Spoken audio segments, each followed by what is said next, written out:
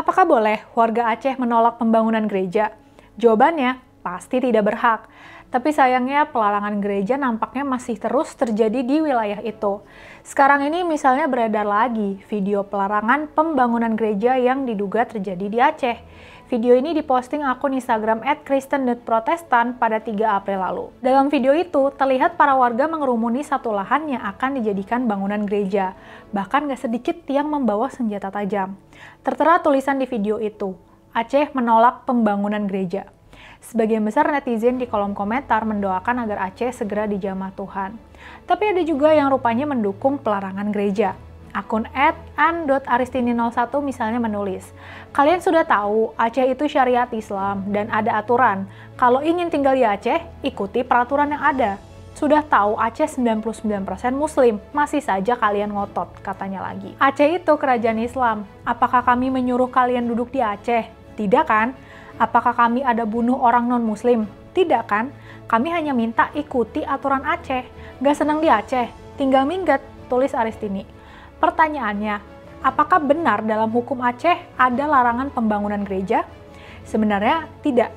Dalam Undang-Undang Nomor 11 Tahun 2006 tentang Undang-Undang Pemerintah Aceh atau UUPA, Aceh diberi kewenangan menjalankan syariat Islam untuk Muslim. Aceh kemudian bikin peraturan daerah terkait syariat Islam yang dikenal dengan Konun atau Perda Syariah.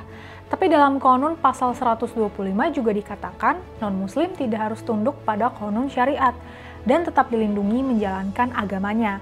Memang ada beberapa konun yang sempat jadi sorotan.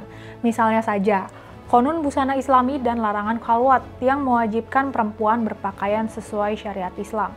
Konun ini dipermasalahin karena melanggar hak atas ekspresi dan kebebasan berpakaian, terutama jika diterapkan terhadap wisatawan atau non-Muslim. Tapi secara formal dan legal, nggak ada peraturan daerah atau konun yang secara eksplisit melarang pembangunan gereja di Aceh. Memang dalam implementasinya, pemerintah daerah lah yang sering menghambat secara administratif. Diskriminasi terhadap umat Kristen juga berulang terjadi.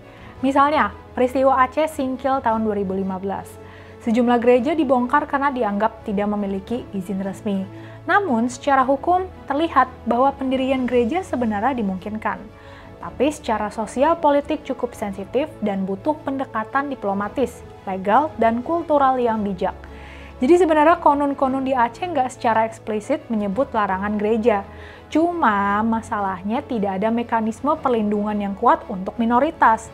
Bahkan lembaga sekelas Mahkamah Konstitusi dan pemerintah pusat nggak bisa batalin konun-konun begitu aja. Itu karena Aceh memang diakui secara konstitusional sebagai daerah otonomi khusus. Kita harus tegas menolak segala bentuk pelarangan beribadah dan pembangunan rumah ibadah yang melanggar konstitusi.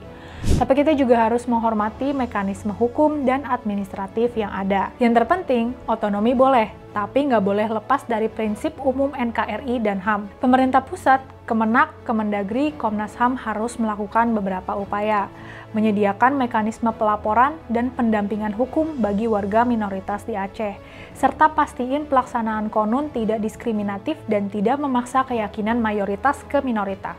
Stop pelarangan pembangunan rumah ibadah.